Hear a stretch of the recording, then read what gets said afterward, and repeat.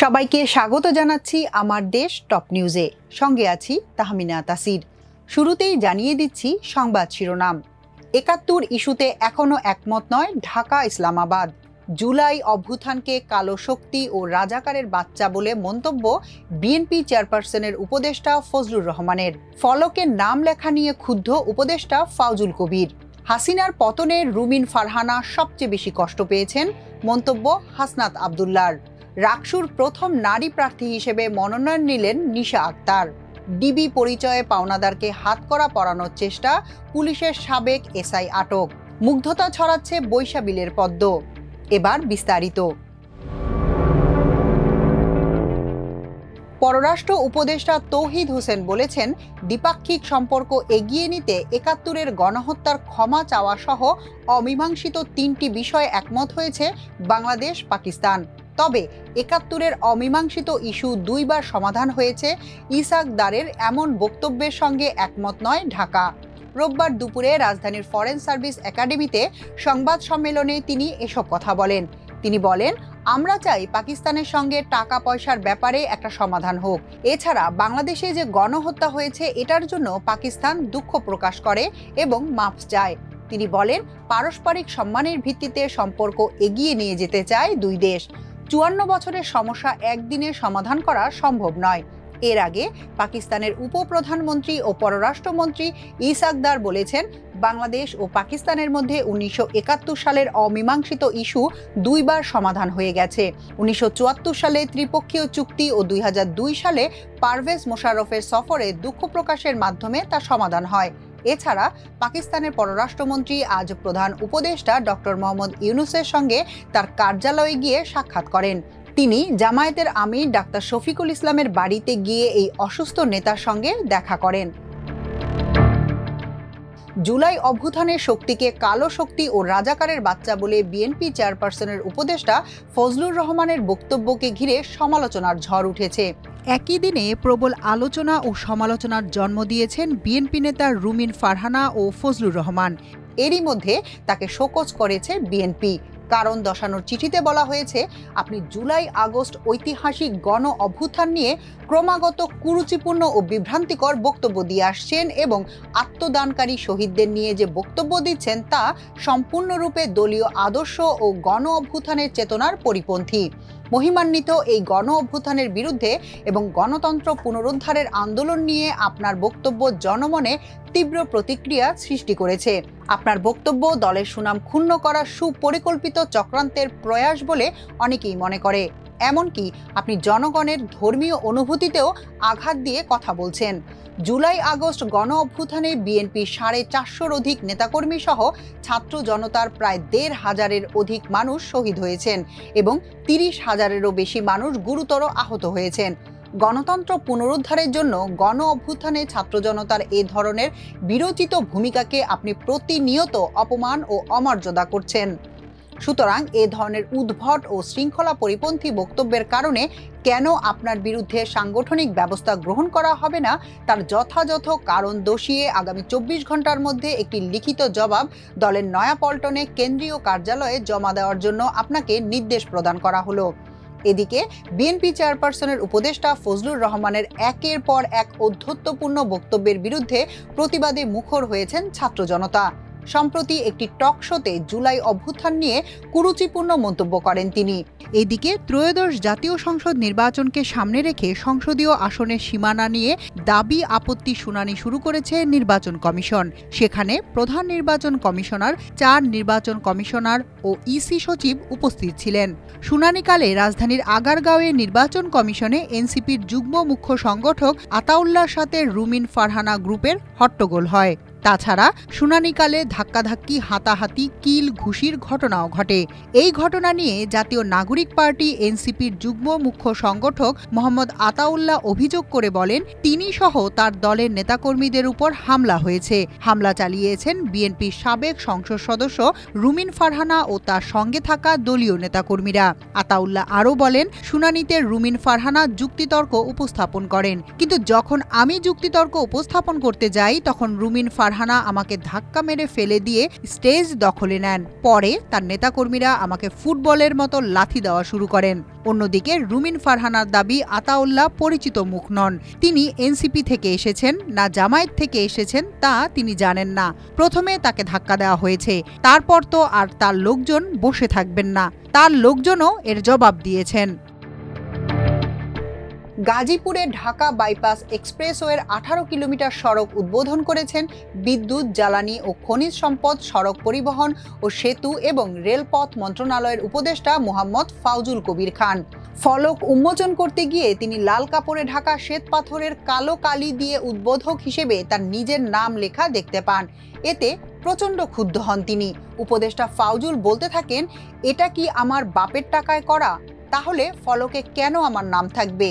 এ সময় তিনি দ্রুত ফলক পরিবর্তন করার জন্য কর্তৃপক্ষকে নির্দেশ দেন। রোববার সকালে উদ্বোধনী অনুষ্ঠানে বক্তব্য দিয়ে মঞ্চের বাম পাশে স্থাপিত ফলক উন্মোচন করতে গিয়ে তিনি এসব কথা বলেন। এর আগে উদ্বোধনী অনুষ্ঠানে মোহাম্মদ ফাউজুল কবির খান বলেন, আশপাশের দেশের তুলনায় আমাদের রাস্তা নির্মাণের ব্যয় অনেক বেশি, এগুলো কমাতে হবে। আপনারা জানেন যে রাস্তাঘাট দুর্নীতির একটা বড় ক্ষেত্র। এই দুর্নীতি কমালে এবং আমাদের প্রকৌশলীরা যদি দেখেন তাহলে এটাকে 20 থেকে 30% রাস্তা নির্মাণের ব্যয় কমানো সম্ভব। সড়কের উপর আমাদের নির্ভরতা কমাতে হবে। অন্যান্য যেসব যাতায়াতের মাধ্যম যেমন রেলপথ, নদীপথ এবং বিমান, এসবের ব্যবহার বাড়াতে হবে। জাতীয় নাগরিক পার্টি এনসিপির দক্ষিণাঞ্চলের আহ্বায়ক হাসনাত আব্দুল্লাহ বলেছেন, বিএনপির মধ্যে অনেকেই আওয়ামী বিষয়ক সম্পাদক রয়েছেন, তাদের মধ্যে অন্যতম রুমিন ফারহানা। হাসিনার পতনে রুমিন ফারহানা সবচেয়ে বেশি কষ্ট পেয়েছেন। রোববার নির্বাচন ভবনে সাংবাদিকদের সঙ্গে আলাপকালে তিনি এসব কথা বলেন। হাসনাত আব্দুল্লাহ বলেন, অতীত কাঠামোতে নির্বাচন কমিশনারদের নিয়োগ দেয়া হয়েছে। ইসির বস্তুনিষ্ঠ ভূমিকাকে আমরা সবসময় প্রশ্নবিদ্ধ করে এসেছি। যে ন্যাক্কারজনক ঘটনার সাক্ষী পুরো বাংলাদেশ হয়েছে, এটি মূলত আগামী নির্বাচন কেমন হতে পারে এবং সেই নির্বাচনে বিএনপি কি ভূমিকা রাখবে এবং পুলিশ যে দর্শকের ভূমিকা রাখবে সেটি আজকে প্রমাণ হয়ে গিয়েছে। এনসিপির এই নেতা বলেন, আজকে রুমিন ফারহানা, যিনি হাসিনার কাছে ফ্ল্যাটের জন্য আবেদন করেছিলেন, আর হাসিনার পতনে রুমিন ফারহানা সবচেয়ে বেশি কষ্ট পেয়েছেন। আওয়ামী লীগের থেকেও বেশি আওয়ামী লীগের পণ্য যাদেরকে মনে হয়, তাদের মধ্যে রুমিন ফারহানা অন্যতম। উল্লেখ করে তিনি বলেন, রুমিন সবসময় বলে থাকেন বিগত 15 বছর নাকি তিনি অনেক ভালো ছিলেন। উনি অবশ্যই ভালো থাকবেন, কারণ যত ধরনের আওয়ামী সুবিধা রয়েছে সব সুবিধা উনি নিয়েছেন। হাসনাত বলেন, আমরা বারবার বলে এসেছি আমরা একটি অবাধ, সুষ্ঠু এবং নিরপেক্ষ নির্বাচনের দিকে যেতে চাই। বাংলাদেশের মানুষ গণতান্ত্রিক উত্তরণের জন্য অপেক্ষা করছে, কিন্তু মানুষ আবার গুন্ডাতন্ত্রের দিকে যেতে চায় না। মানুষ আবারও 1-11 মঞ্চস্থের জন্য অপেক্ষা করছে না। রাজশাহী বিশ্ববিদ্যালয় কেন্দ্রীয় ছাত্র সংসদের প্রথম নারী প্রার্থী হিসেবে মনোনয়নপত্র নিয়েছেন বাংলা বিভাগের 2020-21 শিক্ষাবর্ষের শিক্ষার্থী মোসাম্মদ নিশা আক্তার। তিনি স্বতন্ত্র প্যানেল থেকে নারী বিষয়ক সম্পাদক পদে মনোনয়ন নিয়েছেন। বিশ্ববিদ্যালয় প্রতিনিধি জানান, রোববার রাকসুর কার্যালয় থেকে রাকসুর প্রধান রিটার্নিং কর্মকর্তা অধ্যাপক ডক্টর সেতাউর রহমানের কাছ থেকে তিনি মনোনয়নপত্র গ্রহণ করেন। সকাল 10টা থেকে শুরু হওয়া এই মনোনয়নপত্র বিতরণ করা হয় বিকেল 5টা পর্যন্ত।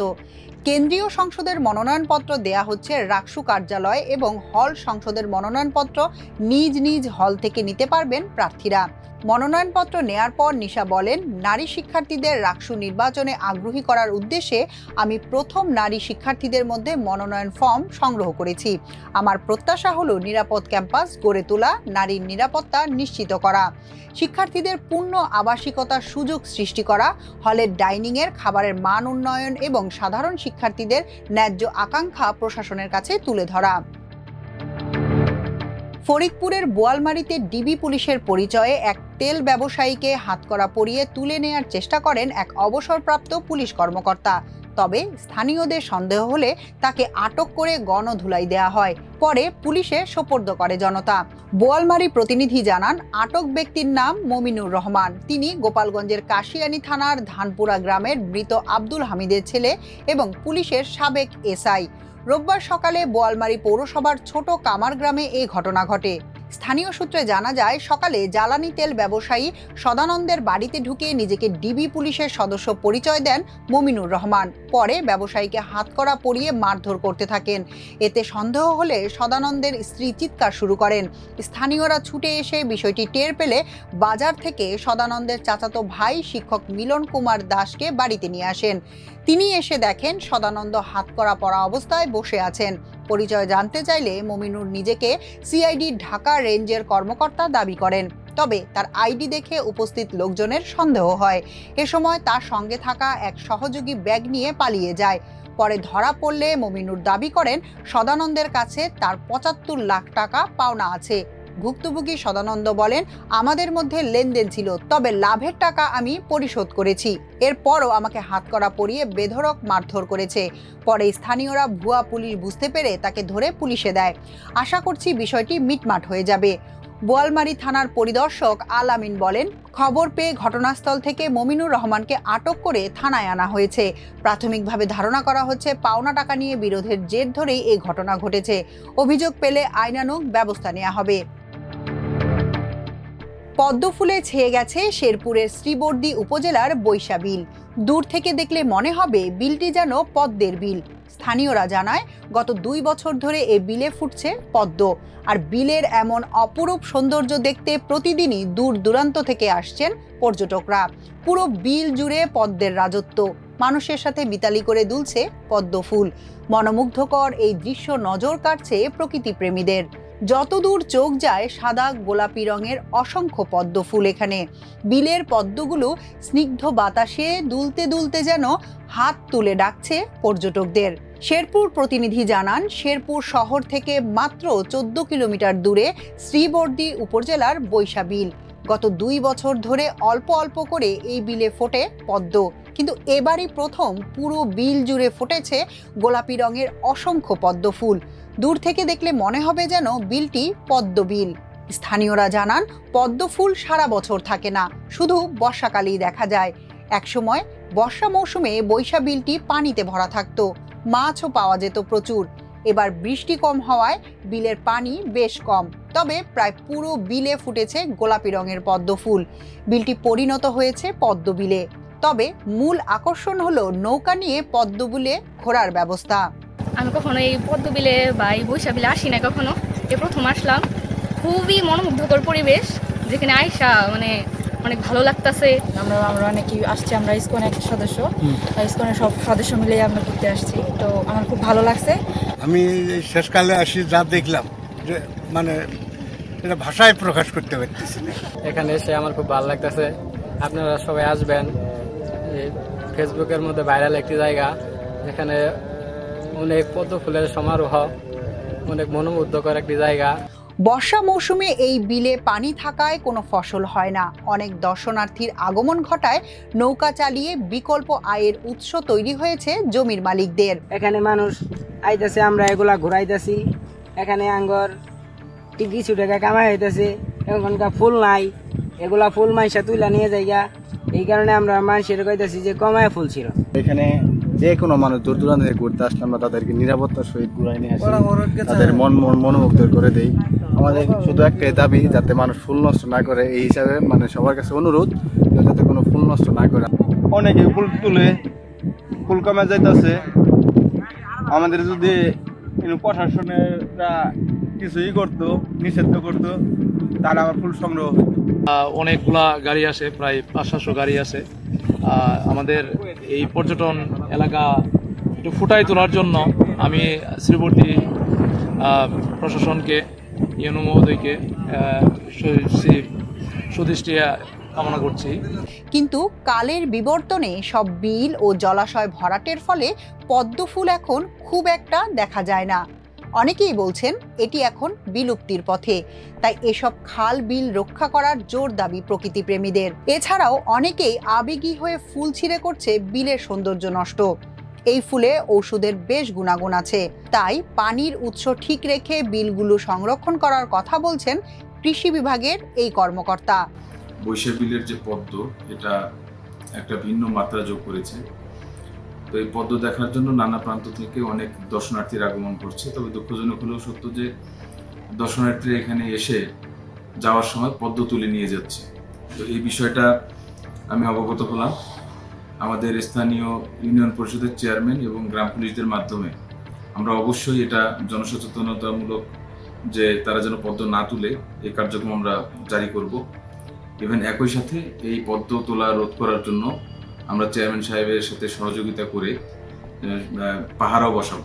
এলাকাবাসী যাতে এটি দীর্ঘ সময় ধরে উপভোগ করতে পারে সেজন্য আমরা এলাকাবাসীদেরকে ফুল সংরক্ষণ করার বিষয়ে পরামর্শ দিচ্ছি এবং ফুল না ছাড়ার ব্যাপারে উৎসাহিত করা হচ্ছে। এখনকার মতো এ পর্যন্তই। সবাই ভালো থাকুন, সুস্থ থাকুন আমার দেশের সঙ্গে। চ্যানেলটি ভালো লাগলে সাবস্ক্রাইব করুন। আল্লাহ হাফেজ।